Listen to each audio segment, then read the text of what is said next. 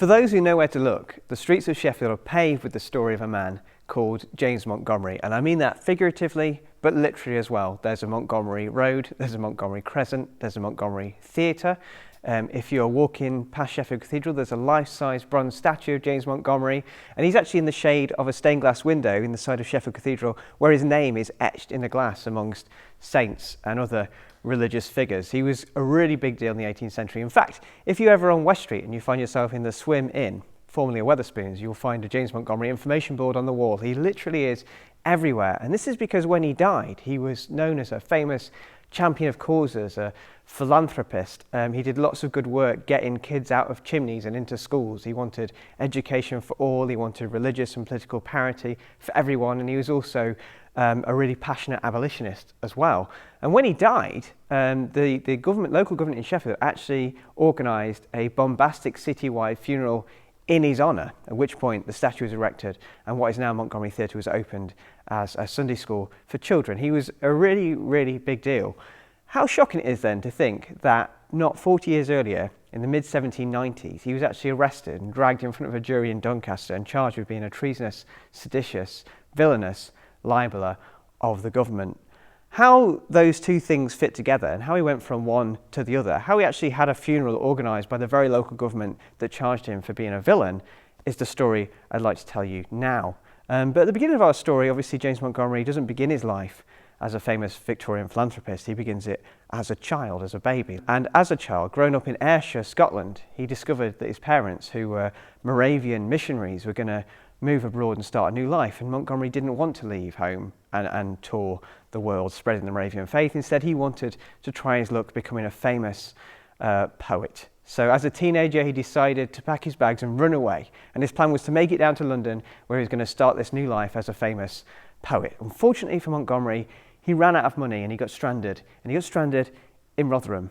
And whilst he was in Rotherham trying to find food for sustenance and money and things, he actually saw a job advertised in local press to be a jobbing apprentice boy in a newspaper in the great city of Sheffield called the Sheffield Register, and he applied. And with no journalistic experience, he was actually hired and employed by the Sheffield Register newspaper, and he found himself working for a man, the second character in this story, a man called Joseph Gales. Joseph Gales was editor of the Sheffield Register, but he was also a man that a lot of people, if not exactly frightened of, were quite anxious around at the time, because Joseph Gales was quite open about having some very radical thoughts. And a lot of these thoughts characterised the newspaper. In fact, the newspaper, in addition to reporting the news, had two sort of main mission statements, two recurring themes that it came back to. The first was the question, how can a government located in London, 200 miles south of Sheffield, know what's best for Sheffield people?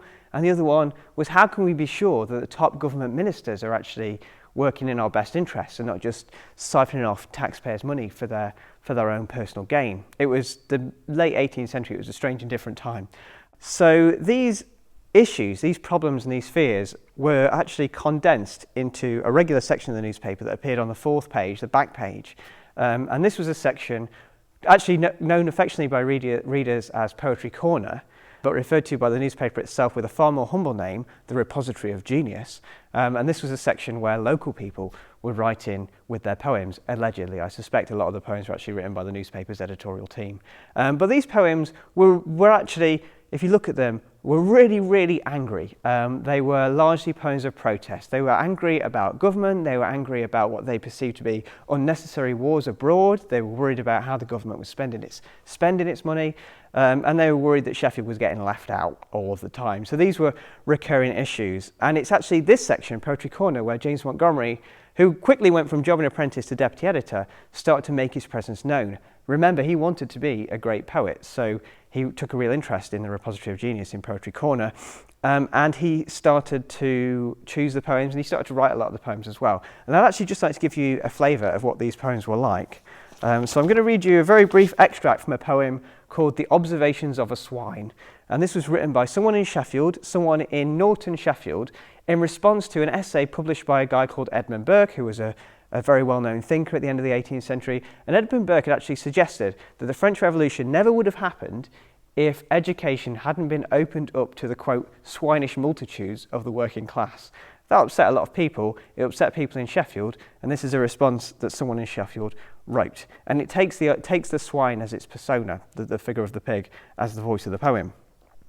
The mighty, who in splendour shine, may thank their stars that there are swine. For were we all of noble birth, where would we be swine to root the earth, to sweat and toil for their support, or when they please to be their sport? Hold not swine in such disdain, since 'tis by them you have your gain, but learn to treat them with respect, lest they should grunt at your neglect. For should they be provoked, what then? The swine would rise, and rise to men.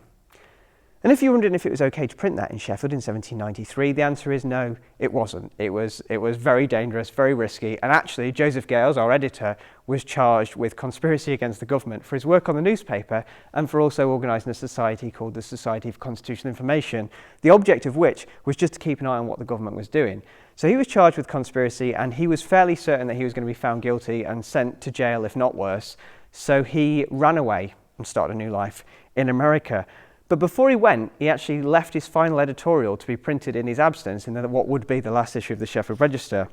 And here's just a very short quote from the final lines of that editorial. He said, "It is, in these persecuting days, a sufficient crime to have printed a newspaper which has so boldly dared to doubt the infallibility of our ministers." So as far as he was concerned, the only thing he'd done was suggest that maybe all of our MPs aren't perfect all the time. So he ran away, and without him, the Register obviously came to an abrupt close.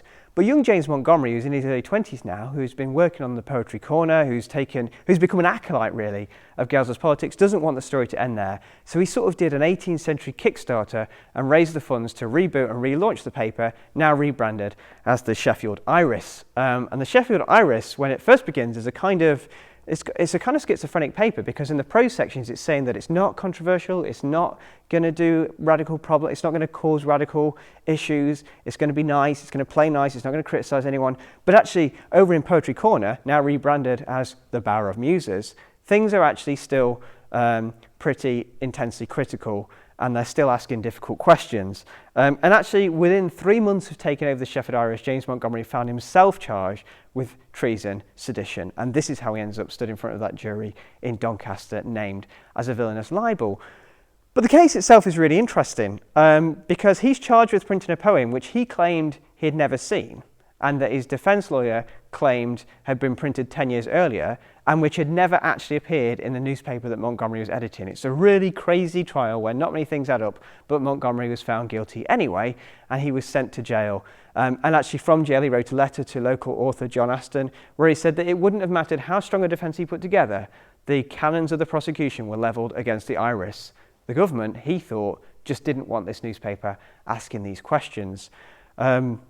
And actually, he was in jail for 3 months initially, and that might not sound very much, but one reader of the Sheffield Iris wrote in to the editor who was covering Montgomery whilst he was away and explained that she couldn't imagine a worse fate for a man who was so sociable, who enjoyed friendship, who enjoyed community. And she said, "How could this justice system have doomed you, James Montgomery, to languish in the silence and solitude of a prison, a stranger to social joys and pleasures which, if I am not greatly deceived, nature has formed you, James Montgomery, to be well disposed both to participate in and to promote?" So going to jail was actually the worst thing you could do to James Montgomery. And he came out and actually very shortly was charged again with sedition and libel, this time for reporting an altercation between some protesters in Sheffield and government militia. And this is another strange case because he was charged with sedition, although no one disagreed that that had actually happened. They just said it was treasonous to report that it happened because it cast the government in a bad light. So he finds himself in jail again. And when he came out this time, he decided that it didn't seem to matter what he was going to do. He could never get these messages out, so he was going to leave and not be a public figure anymore. And he actually withdrew. And in the time that he disappeared from the public stage, he actually became the nation's most prolific hymn writer, because being James Montgomery, he did nothing by halves. At the same time, he became director of the Sheffield Gas Company, but that's a different and less interesting story. So he becomes a hymn writer, and that's actually for what he's most best remembered today, particularly in America, as a lot of his hymns are still used by the Anglican Church and by lots of churches, and they're actually still sung in Sheffield Cathedral. So he became a hymn writer. And is that the end of radical James Montgomery? Well, no, I don't think it is. I think a lot of his earlier fans were anxious that he'd left those political works and that he'd done the full McCartney and actually gone over to the establishment. But I think it's from his new establishment position that he could actually find himself in a place where he could grind those axes still. And if you look at the stuff that he's doing in his later career, and if you look actually at his poetry that's considered less political, things like The Wanderer of Switzerland that I recommend you look up, or The West Indies, these are still poems about political injustice, they're still poems about abolition, they're still poems about equality. And it was from this position, where he's accepted by the establishment, that he could do those big philanthropical endeavours, that he could raise the money for the Sunday schools, and he could do the things that ultimately he was memorialised for at that funeral at the end of his career. But when you listen to this story, I don't want you to think too much about the statesman that he was when he died, the statesman memorialised by that statue, but I want you to remember the young man, the boy really, the boy who ran away from home and found himself in a situation, a very vulnerable and precarious situation, where he decided to put everything on the line to hold his government to account. And I'd actually just like to leave you with a message from the Sheffield Register, from one of those poems that was printed in the earlier period where Montgomery was working for the newspaper.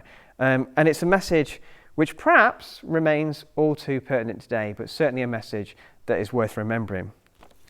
We may speak, it is true, if we mind what we say, but to speak all we think will not suit in our day. Though our tongues be cut out or chained fast with link, who dares say we're not free while we've freedom to think? Thanks very much for listening.